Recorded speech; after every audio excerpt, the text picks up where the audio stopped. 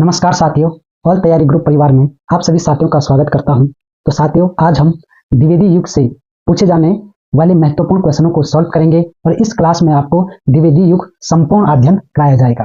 तो सभी साथी क्लास से अवश्य जुड़े। अगर आप इस क्लास को पूरा देखते हैं तो द्विवेदी युग से पूछे जाने वाले कोई भी क्वेश्चन आपके गलत नहीं होंगे। तो ये मैं दावे से कह सकता हूँ, अगर आप क्लास पूरी देखें तो द्विवेदी युग आपका कंप्लीट हो जाएगा। तो ज़्यादा समय ना लेते हुए क्लास को स्टार्ट करते हैं, क्योंकि द्विवेदी युग इसमें हमें कंप्लीट करना है। तो क्वेश्चन है, द्विवेदी युग नामकरण किया गया है। तो द्विवेदी युग नामकरण किस आधार पर किया गया है? तो आचार्य हजारी प्रसाद द्विवेदी के नाम से, शांति प्रिय द्विवेदी के नाम पर, महावीर प्रसाद द्विवेदी के नाम पर, सोहनलाल द्विवेदी के नाम पर। तो इसका राइट ऑप्शन क्या होगा? तो ये आपको बताना है, इसका राइट ऑप्शन क्या होगा? Option number C, Mahavir Prasad Dwivedi के नाम पर क्या हुआ? द्विवेदी युग का नामकरण हुआ। अगला क्वेश्चन है, इसमें हम कुछ मुख्य तथ्य को देख लेते हैं, यहां से भी पूछा जाएगा। तो आपको ध्यान रखना है, द्विवेदी युग का नामकरण महावीर प्रसाद द्विवेदी के नाम पर किया गया है। इन्होंने गद्य और पद्य दोनों के लिए खड़ी बोली में सामान्य बोलचाल की भाषा को प्राथमिकता देने की वकालत की। इनके द्वारा रचित अनुदित व मौलिक ग्रंथ हैं। तो कितने हैं? 80 ग्रंथ हैं द्विवेदी, महावीर प्रसाद द्विवेदी द्वारा रचित। इनके प्रमुख काव्य संग्रह निम्नलिखित हैं, जैसे आपको ध्यान रखना है, काव्य मंजूषा, सुमन, काव्य कुंज, अबला विलाप आदि। ये किसके हैं? महावीर प्रसाद द्विवेदी के रचनाएं हैं। तो इन्हें भी आपको ध्यान रखना है, पूछा जा सकता है। तो महावीर प्रसाद द्विवेदी ने गद्य और पद्य दोनों के लिए किस भाषा का प्रयोग किया? तो खड़ी बोली में सामान्य बोलचाल की भाषा को क्या दिया? उन्होंने प्राथमिकता दी है। तो अगले क्वेश्चन पे चलते हैं। अगला क्वेश्चन है, सैरंधी के रचनाकार हैं। तो आपको बताना है इसके रचनाकार। ऑप्शन है सियाराम शरण गुप्त, मैथिली शरण गुप्त, माखनलाल चतुर्वेदी, नरेश मेहता। तो इसका राइट ऑप्शन क्या होगा? Option number B, Maithili Sharan Gupt. तो किसकी रचना है? सैरंधी। तो यह है मैथिली शरण गुप्त की। तो आपको क्या और ध्यान रखना है, ये चीज भी आपको ध्यान रखना है कि सैरंधी के रचनाकार कौन है? मैथिली शरण गुप्त। यह गुप्त जी द्वारा रचित नाटक है। और पूछा जाए ये क्या है, तो आपको क्या बताना है? सैरंधी क्या है? नाटक है। इनके द्वारा रचित अन्य नाटकों को भी आपको ध्यान रखना है। तो कौन कौन से नाटक आपको ध्यान रखने हैं? रंग में भंग, राजा प्रजा, वन वैभव, विकट भट्ट, विरहिणी, बजरंगाना और वैतालिक शक्ति, स्वदेश संगीत, हिडम्बा हिंदू। तो हिडम्बा महत्वपूर्ण है, मैथिली शरण गुप्त का नाटक, इसको आप विशेषतर ध्यान रखना। तो अगले क्वेश्चन पे चलते हैं। क्वेश्चन है, निम्नलिखित में से कौन सी रचना अयोध्या सिंह उपाध्याय हरिऔध की नहीं है? तो आपको बताना है, अयोध्या सिंह उपाध्याय हरिऔध की रचना नहीं है। विचित्र विभाव, वैदी वनवास, चौखे चौपदे, चौबते चौपदे। तो कौन सी रचना अयोध्या सिंह उपाध्याय हरिऔध की नहीं है? तो इसका राइट ऑप्शन क्या होगा? ऑप्शन नंबर ए, विचित्र विभाव। वैदी वनवास, चौखे चौपदे और चुबते चौपदे किसके रचनाएं हैं? तो ये है अयोध्या सिंह उपाध्याय हरिऔध की। तो ये चीज आपको ध्यान रखना है। और इनके बारे में आप क्या विशेष ध्यान रखोगे? तो विशेष ध्यान आपको क्या रखना है? ये सेट नहीं हो रहा। अयोध्या सिंह उपाध्याय द्वारा रचित काव्य ग्रंथ, तो इनके काव्य ग्रंथ को आप याद रखेंगे। प्रिय प्रवास, ये महत्वपूर्ण महाकाव्य है और इसका रचनाकाल आपको बताना है कब है और किस भाषा में है। खड़ी बोली भाषा में है और आपको इसका रचनाकाल कमेंट बॉक्स में बताना है। और क्या है? प्रिय प्रवास, हरिऔध सत्साई, मर्म स्पर्श, कल्पलता, कृष्ण शतक, प्रेम प्रपंच, रसिक रहस्य, प्रेमा वधु रिधि, प्रेमाबु प्रभाव, फूल पत्ते, ग्राम गीत, वेदी वनवास, पद प्रसून, चुगते चौपदे, चौखे चौपदे, पराजित, बालचाल, बोलचाल है। आप क्या है? बोलचाल, रस कलश, महत्वपूर्ण ग्रंथ है इनका रस कलश। क्या है? ये रीति ग्रंथ है। जबकि वैचित्र विभाव हरिऔध द्वारा रचित ग्रंथ नहीं है। और विचित्र विभाव किसका है? रामचरित उपाध्याय द्वारा रचित ग्रंथ है। तो विचित्र विभाव को आपको याद रखना है, किसका है? रामचरित उपाध्याय का ये काव्य ग्रंथ है। तो किसका है विचित्र विभाव? तो किसका विचित्र विभाव हुआ? राम का। तो विचित्र विभाव हुआ राम का। राम से क्या याद रखोगे? रामचरित उपाध्याय। तो साथियों, क्लास को हम जल्दी जल्दी सॉल्व करेंगे ताकि पूरा द्विवेदी युग कंप्लीट हो सके। अगला क्वेश्चन है, द्विवेदी युग का वह साहित्यकार जिन्हें कविता, कामिनी, कांत, भारतेंदु, प्रज्ञेंदु क्या कहा जाता है? भारतेंदु प्रज्ञेंदु साहित्य सुधाकर उपाधि से विभूषित किया गया था। तो आपको इसका ऑप्शन बताना है। क्या है ऑप्शन? नाथूराम शर्मा शंकर, भारतेंदु हरिश्चंद्र, रामधारी सिंह दिनकर, सूर्यकांत त्रिपाठी निराला। तो इसका राइट ऑप्शन क्या होगा? ऑप्शन नंबर ए, नाथूराम शर्मा शंकर को क्या कहा जाता है? भारतेंदु प्रज्ञेंदु, साहित्य सुधाकर, कविता कामनी कांत नाम से जाना जाता है। तो इनके बारे में आप क्या ध्यान रखोगे? तो क्या आपको ध्यान रखना है? द्विवेदी युग के साहित्यकार नाथूराम शर्मा शंकर को कविता कामनी कांत, भारतेंदु प्रज्ञेंदु, कविता कामनीकांत, भारतेंदु प्रज्ञेंदु, साहित्य सुधाकर उपाधियों से विभूषित किया गया था। तो किसको किया गया था? नाथूराम शर्मा शंकर को। इनके द्वारा रचित काव्य ग्रंथ हैं जो आपको ध्यान रखना है। अनुराग रत्न, शंकर सरोज, शंकर सर्वस्व, गर्भरंडा रहस्य। तो ये विशेष है, महत्वपूर्ण है कि गर्भरंडा रहस्य किसका ग्रंथ है? तो आप क्या बताओगे? नाथूराम शर्मा शंकर का। और शंकर सर्वस्व, ये दोनों रचनाएं आपको ध्यान रखना है। अगला क्वेश्चन है, निम्नलिखित में से एक मैथिली शरण गुप्त की काव्य रचना नहीं है। तो मैथिली शरण गुप्त की एक नहीं है, ये आपको बताना है। ऑप्शन है सिद्धराज, जय भारत, हिडम्बा, कृषक कर्दन। तो कौन सी इनकी रचना नहीं है? क्या बताओगे? ऑप्शन नंबर डी, कृषक कर्दन। और ये तीनों ही सिद्धराज, जय भारत और हिडम्बा, ये क्या है? मैथिली शरण गुप्त की रचनाएं हैं। अगला क्वेश्चन है, यहाँ कुछ विशेष तथ्यों को देखते हैं। कृषक कर्दन गया प्रसाद शुक्ल स्नेही की रचना है। तो अगर पूछा जाए कि कृषक कर्दन किसकी रचना है, तो आपको क्या बताना है? ये किसकी है? गया प्रसाद शुक्ल स्नेही की रचना है। इनकी अन्य रचनाएं कौन सी है? गया प्रसाद शुक्ल की अन्य रचनाएं कौन सी है? प्रेम पच्चीसी, राष्ट्रीय वीणा, त्रिशूल, तरंग, करुणा तथा कादम्बनी। ये किसकी रचनाएं हैं? गया प्रसाद शुक्ल स्नेही की। और कृषक कर्दन को आपको ध्यान रखना है। और त्रिशूल हो गया प्रेम पच्चीसी, ये महत्वपूर्ण रचनाएं हैं गया प्रसाद शुक्ल स्नेही की। और रंग में भंग, जयद्रथ वध, किसान, विकट भट्ट, गुरुकुल, साकेत, भारत भारती, झंकार, यशोधरा, द्वापर, जय भारत, विष्णु, प्रिया, हिडम्बा, सिद्धराज, हिंदू, वैतालिक तथा पंचवटी आदि मैथिली शरण गुप्त के क्या हैं? काव्य ग्रंथ हैं। तो इनको आप एक बार अवश्य नोट करें और क्लास को दोबारा अवश्य देखें ताकि आपको ये काव्य ग्रंथ भी याद हो जाए। तो अगले क्वेश्चन पे चलते हैं। क्वेश्चन है, मैथिली शरण गुप्त की कौन सी रचना महाभारत संबंधी नहीं है? तो पूछा जाएगा कि मैथिली शरण गुप्त की कौन सी रचना महाभारत संबंधी नहीं है।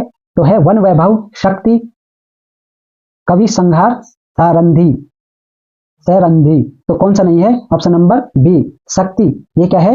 महाभारत से संबंधित नहीं है और ये तीनों ही महाभारत से संबंधित रचनाएं हैं। तो ये चीज आपको ध्यान रखना है।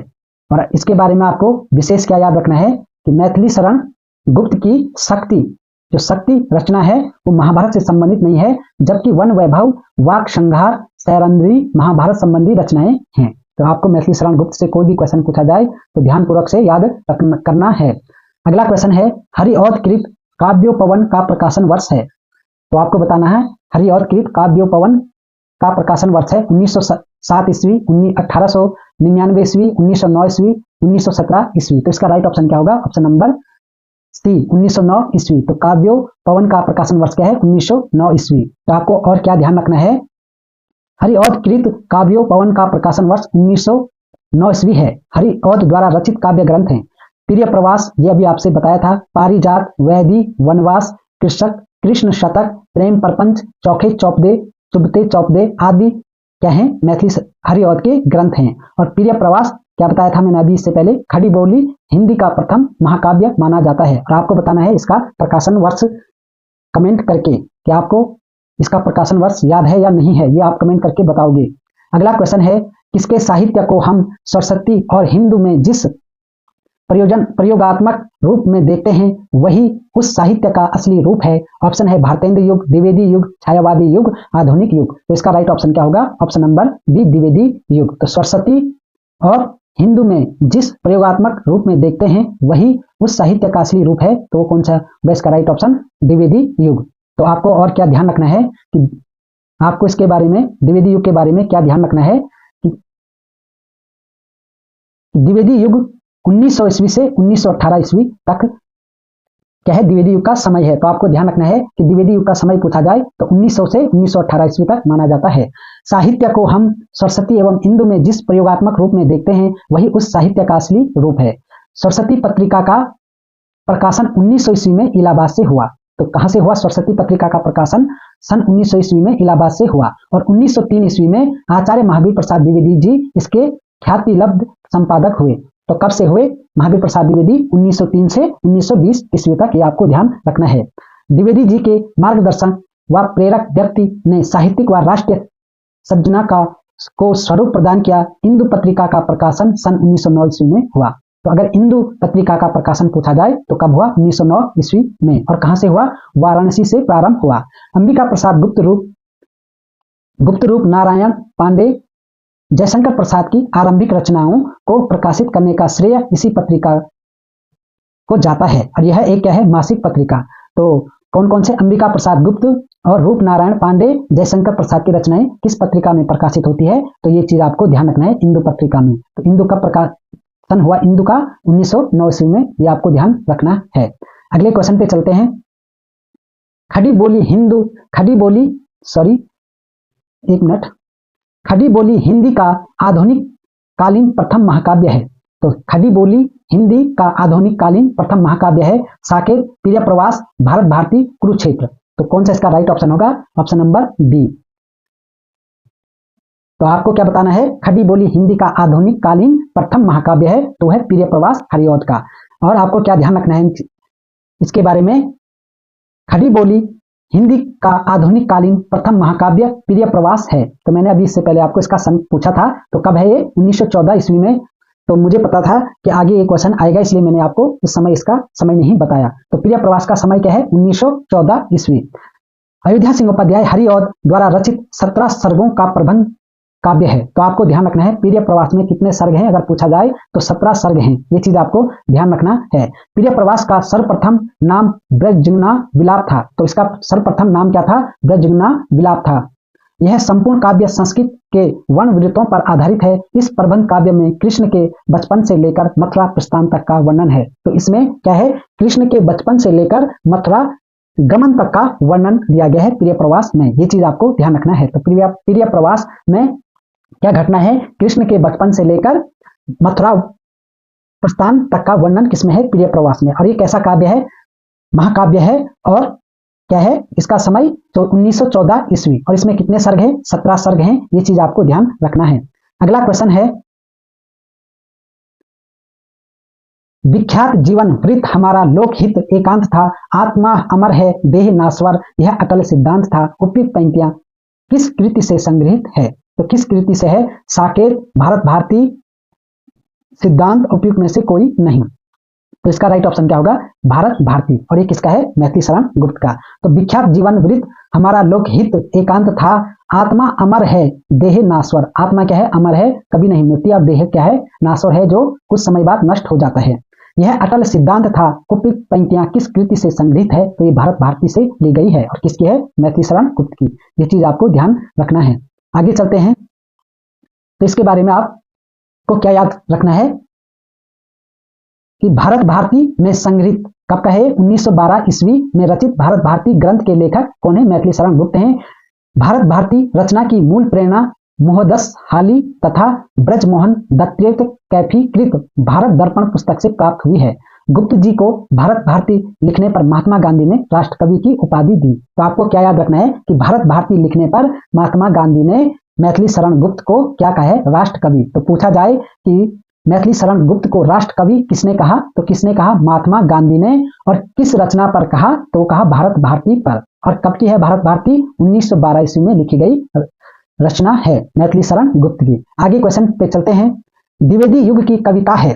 क्या है द्विवेदी युग की कविता? ये आपको बताना है। उपदेशात्मक, इतिवृत्तात्मक, प्रकृति चित्रणात्मक, नव जागरण परक, नारी चेतनात्मक। तो कौन सा इसका राइट ऑप्शन होगा? Option number A. द्विवेदी युग की कविताएं क्या है? उपदेशात्मक एवं इतिवृत्तात्मक है।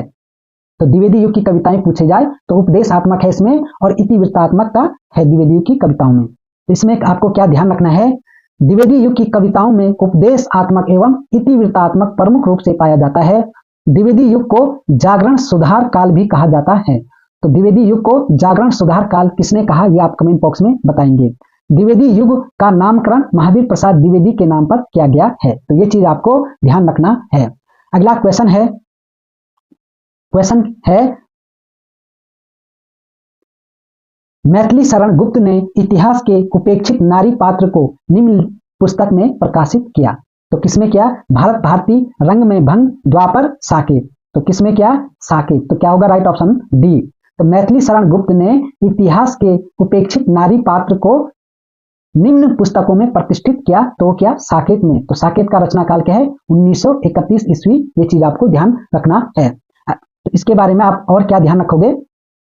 मैथिली शरण गुप्त ने इतिहास के उपेक्षित नारी पात्र उर्मिला लक्ष्मण की पत्नी, कौन है उर्मिला? लक्ष्मण की पत्नी है, को साकेत नामक पुस्तक में प्रतिष्ठित किया। हिंदी साहित्य में रामचरितमानस के बाद राम काव्य का दूसरा स्तंभ क्या है? मैथिली शरण गुप्त कृत साकेत है। भारत भारती, रंग में भंग, द्वापर, यशोधरा, पंचवटी, विकट भट्ट। तो पंचवटी आपको याद रखना है, ये पूछा जाता है। और झनकार भी महत्वपूर्ण है। विष्णु प्रिया, सिद्धराज, वैतालिक तथा पंचवटी मैथिली शरण गुप्त की रचनाएं हैं। तो ये रचनाओं को आपको एक बार अवश्य पढ़ना है, ताकि मैथिली शरण गुप्त की कोई भी रचनाएं आपकी छूटे ना, और कहीं से भी पूछा जाए तो वो आपका गलत ना हो। तो अगले क्वेश्चन पे चलते हैं। द्विवेदी युग का एक और नाम है। तो द्विवेदी युग का एक और क्या नाम है? संक्रमित काल, संधि काल, जागरण सुधार काल, गद्य काल। तो इसका राइट ऑप्शन क्या होगा? ऑप्शन नंबर सी, जागरण सुधार काल। तो द्विवेदी युग को एक किस नाम से जाना जाता है? जागरण सुधार काल। तो द्विवेदी युग का एक और नाम जागरण सुधार काल है। यह डॉक्टर नगेंद्र द्वारा दिया गया है। तो ये क्वेश्चन मैंने आपसे पहले पूछा था और आपने आंसर नहीं दिया। तो इसका रचना काल, तो द्विवेदी युग को जागरण सुधार काल किसने कहा? तो ये कहा डॉक्टर नगेंद्र ने। तो ये चीज आपको ध्यान रखना है कि द्विवेदी युग को जागरण सुधार काल किसने कहा? तो डॉक्टर नगेंद्र ने कहा। जबकि रामकुमार वर्मा ने आदि काल को संधि काल या चारण काल नाम दिया, तथा शुक्ल जी ने आधुनिक काल को गद्य काल नाम दिया। तो ये चीजें भी आपको ध्यान रखना है। अगर आप क्लास को अच्छी तरह से देखेंगे तो द्विवेदी युग से पूछे जाने वाले क्वेश्चन आपके इसी क्लास में पूरे सॉल्व होंगे, कराए जाएंगे, और कोई भी क्वेश्चन इससे बाहर नहीं पूछा जाएगा।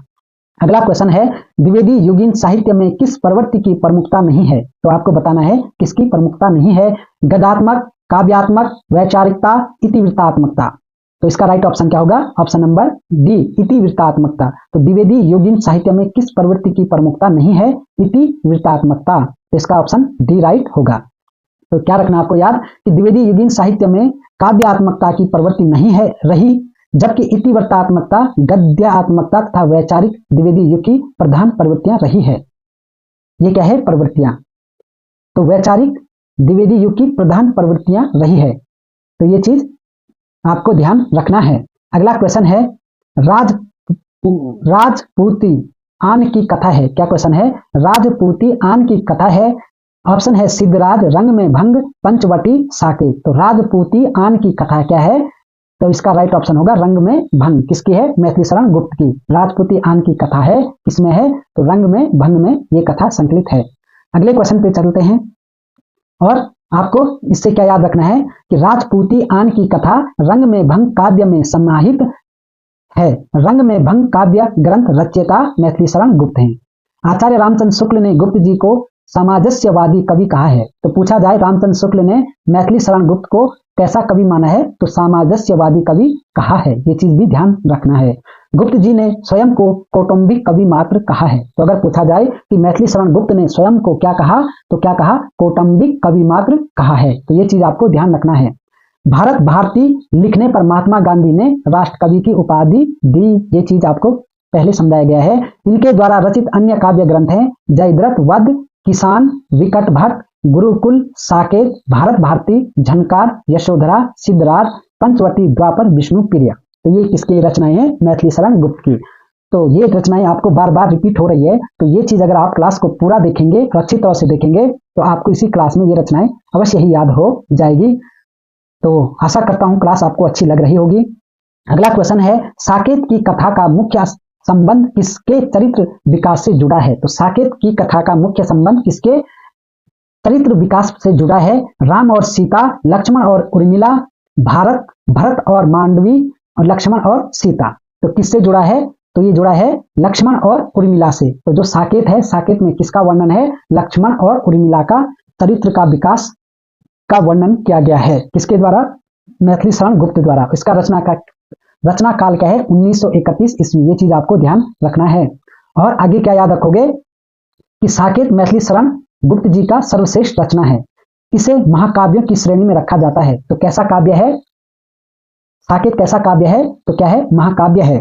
इसकी कथा साकेत को केंद्र बनाकर लिखी गई है। इसकी कथा वस्तु राम और सीता को ना कहकर उर्मिला और लक्ष्मण की कथा का वर्णन है। ये चीज आपको ध्यान रखना है। अगला है मैथिली शरण गुप्त द्वारा रचित जयद्रथ वध क्या है? महाकाव्य, प्रबंध काव्य, खंड काव्य, इनमें से कोई नहीं। तो मैथिली शरण द्वारा रचित जयद्रथ वध क्या है? तो यह खंड काव्य। तो ऑप्शन नंबर सी इसका राइट होगा। अगला आगे देखते हैं। मैथिली शरण गुप्त द्वारा रचित जयद्रथ वध एक खंड काव्य है। किसी महाकाव्य के आंशिक रूप का अनुकरण करने वाली विधा क्या कहलाती है? खंड काव्य कहलाती है। मैथिली शरण गुप्त द्वारा रचित जयद्रथ वध में महाभारत के अर्जुन द्वारा जयद्रथ के वध किए जाने की घटना का ही वर्णन किया गया है, अतः यह एक खंड काव्य है। तो खंड काव्य कौन सा होता है? किसी भी काव्य का कोई अंश लेकर, यानी कि उसका आधा अंश लेकर जब वो रचना हम प्रस्तुत करते हैं तो खंड काव्य में गिना जाता है, और जब हम शुरू से लेकर अंत तक का विवरण करते हैं तो क्या कहलाता है? महाकाव्य। तो खंड काव्य को आपको ध्यान रखना है कि किसी एक खंड का वर्णन किया जाए तो उसमें उसे क्या कहते हैं? खंड काव्य। तो ये चीज आपको ध्यान रखना है। अगला है दिवस का अवसान समीप था, गगन था कुछ लोहित हो चला, तरु शिखा पर थी अब राजती कमलानी कुल, वल्लभ की प्रभा काव्य पंक्तियां संबंधित है। तो किससे है? आंसू से, परिवर्तन से, प्रिय प्रवास से, किसान से। तो इसका राइट ऑप्शन क्या होगा? प्रिय प्रवास। और किसका है प्रिय प्रवास? हरिऔध का है। और कितने सर्ग हैं इसमें? 17 सर्ग हैं। ये चीज आपको ध्यान रखना है। कब का है? 1914 का है। कैसा काव्य है? महाकाव्य है। 1914। और कैसा काव्य है? महाकाव्य है। और किस भाषा में है? खड़ी बोली में। तो ये चीज आपको प्रिय प्रवास से ध्यान रखना है। तो इसके बारे में और क्या याद रखना है? ये तो आपको बता दिया है मैंने कि उक्त काव्य पंक्तियों का संबंध किससे है? द्विवेदी युग के कवि सम्राट अयोध्या सिंह उपाध्याय द्वारा। और ये कब है? 1914 में रचित प्रिय प्रवास है। इसमें कितने सर्ग हैं? 17 सर्ग हैं। इस काव्य में कृष्ण के बचपन से लेकर मथुरा प्रस्थान तक का वर्णन है। प्रिय प्रवास को खड़ी बोली हिंदी का प्रथम महाकाव्य कहा जाता है। ये चीज आपको प्रिय प्रवास से ध्यान रखना है। अगला क्वेश्चन है द्विवेदी जी ने किस भाषा को कविता के सिंहासन से उतार कर खड़ी बोली को प्रतिष्ठित करने में काफी योगदान दिया? ऑप्शन है फारसी भाषा, संस्कृत भाषा, पाली भाषा, ब्रज भाषा। तो इसका राइट ऑप्शन क्या होगा? ऑप्शन नंबर डी, ब्रज भाषा। तो द्विवेदी जी ने किस भाषा को कविता के सिंहासन से उतार कर खड़ी बोली को प्रतिष्ठित करने में काफी योगदान दिया? तो किस भाषा में दिया? ब्रज भाषा। तो ऑप्शन नंबर डी इसका राइट होगा। इसके बारे में क्या याद रखोगे कि द्विवेदी जी ने ब्रज भाषा को कविता के सिंहासन से उतार कर, इसको ब्रज भाषा को कविता के सिंहासन से उतार कर खड़ी बोली को प्रतिष्ठित करने में काफी योगदान दिया। Fort William college, Bharatendu Harishchandra तथा समकालीन साहित्यकारों के अथक प्रयास से भारतेंदु युग तक खड़ी बोली गद्य का क्या हुआ? विकास हुआ। तो ये चीजें आपको ध्यान रखनी है। अगला क्वेश्चन है, इसमें और क्या ध्यान रखोगे कि ब्रज भाषा के रूप में स्थापित हो चुकी थी, परंतु कविता की भाषा अब भी ब्रज बनी रही। तो कौन सी भाषा बनी रही? ब्रज भाषा ही बनी रही।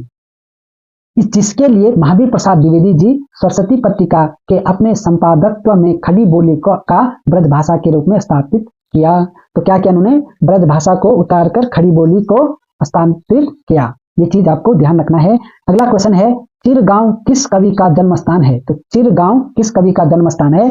माखनलाल चतुर्वेदी, मैथिली शरण गुप्त, सुभद्रा कुमारी चौहान, सुमित्रानंदन पंत। तो चिरगांव में किसका जन्म हुआ? मैथिली शरण गुप्त का जन्म हुआ। ये चीज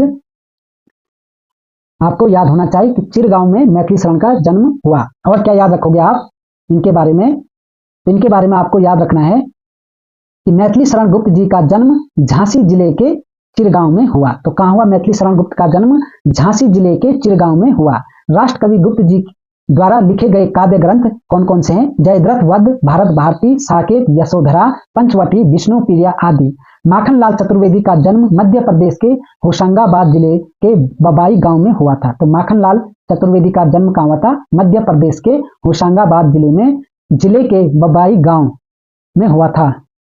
सुभद्रा कुमारी चौहान का जन्म प्रयाग के निहालपुर गांव में हुआ था। और सुमित्रानंदन पंत जी का जन्म तत्कालीन उत्तर प्रदेश के अल्मोड़ा जिले के कोसानी गांव में हुआ था, जो अब कहां है? उत्तराखंड राज्य में है। तो ये चीज आपको ध्यान रखना है। अब है मिलान। सूची 1 के समूह का मिलान सूची 2 से कीजिए और दिए गए कूट को सही उत्तर का चयन कीजिए। तो प्रिय प्रवास किसका है, आप सीधा मिला लेंगे हरिऔध का। और रंग में भंग किसका है, मैथिली शरण गुप्त का।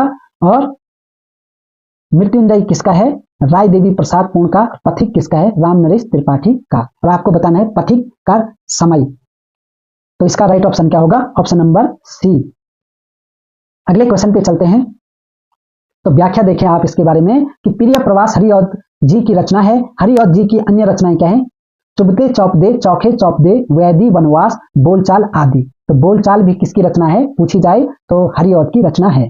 रंग में भंग किसकी है, मैथिली शरण गुप्त की रचना है। और इसका प्रकाशन कब हुआ, 1909 ईस्वी में। तो आपको याद रखना है रंग में भंग का प्रकाशन वर्ष क्या है, 1909 ईस्वी। और पथिक किसका है, रामनरेश त्रिपाठी की रचना है। और मृत्युंजय किसकी है, राय देवी प्रसाद पूर्ण की। तो जब मृत्यु होती है तो क्या है, पूर्ण तरह से हो जाती है, इसलिए आपको मृत्युंजय पूर्ण रूप से हो गई। तो अब पूर्ण से क्या याद रखोगे, राय देवी प्रसाद पूर्ण। तो मृत्युंजय किसकी रचना हुई, राय देवी प्रसाद पूर्ण की। तो इस तरह से आप क्वेश्चनों को याद कर सकते हैं। अगला है रचना काल की दृष्टि से निम्नलिखित कृतियों का सही अनुक्रम बताइए। तो सही अनुक्रम बताना है साकेत, प्रिय प्रवास, तुलसीदास, कृष्णायन। तो इसका राइट ऑप्शन क्या होगा, ऑप्शन नंबर बी, प्रिय प्रवास, साकेत, तुलसीदास, कृष्णायन। ये क्या है, इसका क्या है, सही अनुक्रम है। तो प्रिय प्रवास सबसे पहले लिखी गई, उसके बाद साकेत, तुलसीदास और कृष्णायन। और ये किस किस के हैं, ये चीज भी आपको ध्यान रखना है। तो प्रिय प्रवास किसका है, हरिऔध जी का है। और कब लिखा गया, 1914 ईस्वी। साकेत 1931 ईस्वी किसका है, मैथिली शरण गुप्त का। और तुलसीदास 1929 में लिखा गया और ये किसका है, निराला का। और कृष्णायन 1943 में द्वारिका प्रसाद की रचना है। तो ये चीजें आपको ध्यान रखना है।